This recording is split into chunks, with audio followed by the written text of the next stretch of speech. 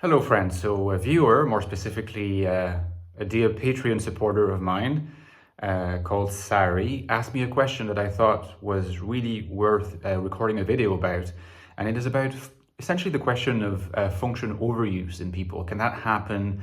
If so, how does it happen? Is it an issue? If it's an issue, can it be fixed? What can be done about it?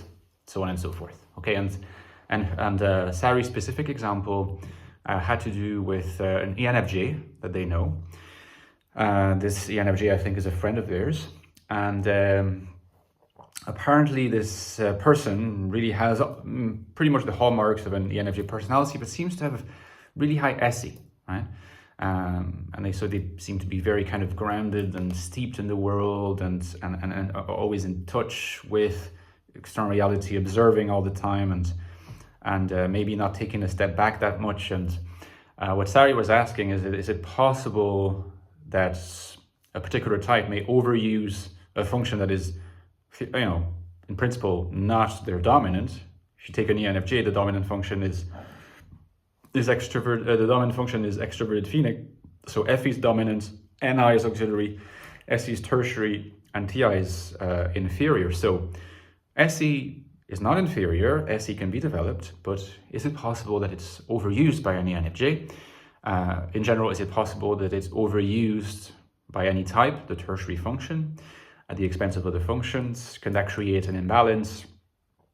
And if so, what's the origin and how can it be addressed? Okay, so, well, the answer to whether function overuse can happen, I think as many of us will have already experienced, the answer is absolutely yes. There is such a thing as function overuse, although I'm not a fan of calling this phenomenon that definitely exists. I'm not a fan of calling it function overuse because it's rare that people just decide, I'm going to use this function now, okay? The use is usually either unconscious or pre-conscious. It's not something that we deliberately decide, now I'm going to use this function or that function, okay?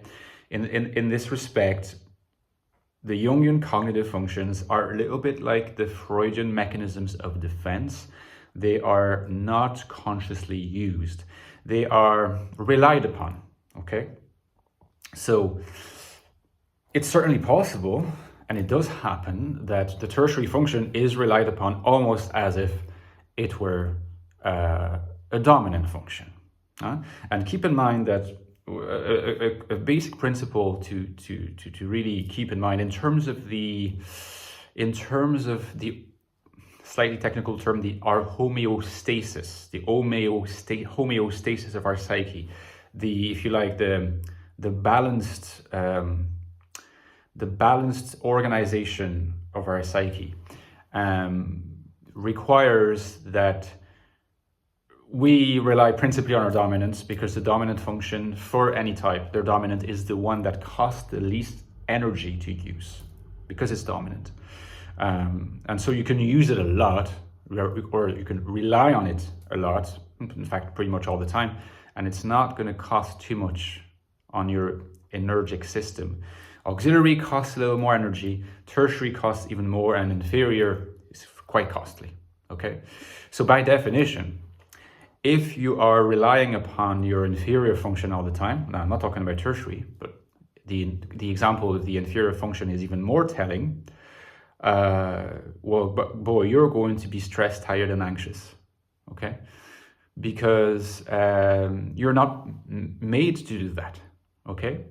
So it's much better to find yourself in situations where you are relying on either your dominant or your auxiliary, and the use that you have to make, or the reliance that you have upon your inferior function is, if you like, it's like, how could I put it? It's like subsidiary. It's like more indirect. It's part of the background of how you operate, but it's more indirect, so it doesn't cost as much energy. Let me try to fix this. Well, maybe that will suffice. Is there any way that I could... Oh, no, this is not good. Yeah, okay. So So if you keep this in mind, then the idea that someone would be relying principally on their tertiary function, like SE for an INFJ, the person that's going to be stressed the most by it is the ENFJ. It's not the people that they interact with. However, of course, when someone experiences a negative stimulation, someone whose internal world is bothered, is taxed, is stressed, what is the main mechanism of defense against that people use? Projection. Again, almost always unconscious. So what Sari is experiencing when they say that it bothers them, that they don't like it, it might not be the SE itself, but it might be the fact that the negative energy, the negative feeling states that arise out of SE overuse for tertiary function, the stressful aspects of it, the enervating aspects of it, the anxiety-inducing aspects of it, unconsciously are projected by the ENFJ onto Sari. I think that that's a very distinct possibility. And we also know that when it comes to projection, ENFJs can be quite good at projecting FE, okay? So they will project their anxiety in an FE way through an FE sort of prism. But the origin might very well be SE overuse, SE over-reliance, because they're not meant to do that, okay? So now, what's the cause? Well, we don't really know exactly what the cause is. It's very, very difficult to know what the cause of SE overuse is, or any general overuse of a more inferior function than the dominant and the auxiliary. But it is very reasonable to assume that the cause lies in childhood, because this is really the formative experience of the psyche. All analysts will tell you that, anywhere from Jung to Freud to Klein to other analysts and psychologists. And usually what happens is the situation in the household is perceived by the child, given the child's own unique character, temperament, so forth, because different temperaments for children, innate as well, is perceived as it's like an environment that's not really fitting their needs. And so in a way, what they do in order to manage the anxiety they experience, usually a sense of being in danger and not being in a situation of security. The child is always going to try to find ways to reduce the level of anxiety that arises out of feeling like they're endangered, okay? And when the situation just does not seem to be quite normal from their perspective, they will try to use mechanisms that correct for that, even though those mechanisms are not their usual mechanisms, okay? So the mechanism of,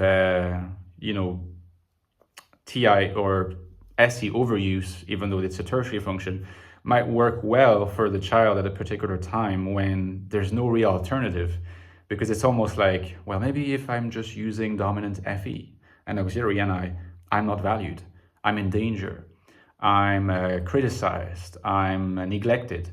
Whereas somehow if I use SE, the results seem to be a little bit more security enhancing, okay? That's the formative experience probably that leads someone to then leave those particular habits of function reliance encrusted. And that's the reason why it's probably happening in childhood, because that's where it gets encrusted and very much harder to fix later in life. How to fix it later in life? It's usually self-work, therapy, and perhaps, if you can find a kind of therapy that is both analytical and influenced by Jungian typology, which is what I'm hoping to do in my future therapeutic work, because as you know, I'm training to become a psychotherapist, possibly also a psychoanalyst, requires slightly longer training. I will certainly be using the Jungian prism to help people with that. So hopefully that answers Sari's question and is also of help to you guys. Let me know in the comments if you think that you may be also guilty of function over reliance in terms of your non-dominant functions, and perhaps at the expense of your dominant function. Or if you know people who are like that, what's your own experience? What do you think might have caused it? Where are you at now? Do you want to share elements of your journey? Let us know. And give me a like if you enjoyed this video, guys. It helps massively with the referencing. And don't forget, I've written 2 books on the INFJ personality: The Ecstatic Soul, which is the deepest investigation of the mind of the INFJ, that you can find online. There's no deeper investigation as far as I know. What is it like to think like an INFJ? What is it like to be an INFJ, right? What's it like to feel like an INFJ? And you look at the INFJ personality, get the Ecstatic Soul, as well as its sequel. Came out last year. It's exciting. Check the reviews. INFJ Life in the Modern World, The Infinite Soul. That looks more so at, given that we are INFJs, how can we lead meaningful, rich, purposeful, and flourishing lives? Right? Very, very important question. We often consider the world to be a hostile place. This book argues that despite this feeling that has some legitimate causes, the key is to be authentically ourselves. How to be authentically ourselves in the world, given the way it is. This is what this book explores. Check the links below. And as usual, guys, don't forget that my Patreon page is the lifeblood of my channel. So please consider subscribing to my Patreon. The link is right below. You get access to bonus content, to our new Discord server, where you can even be informally typed by me. You get access to me directly in DMs or on Patreon itself. So it's a great place to be. And again, I could not do it without you. So it helps me keep going with producing videos. Okay, take care, guys. See you soon. Bye-bye.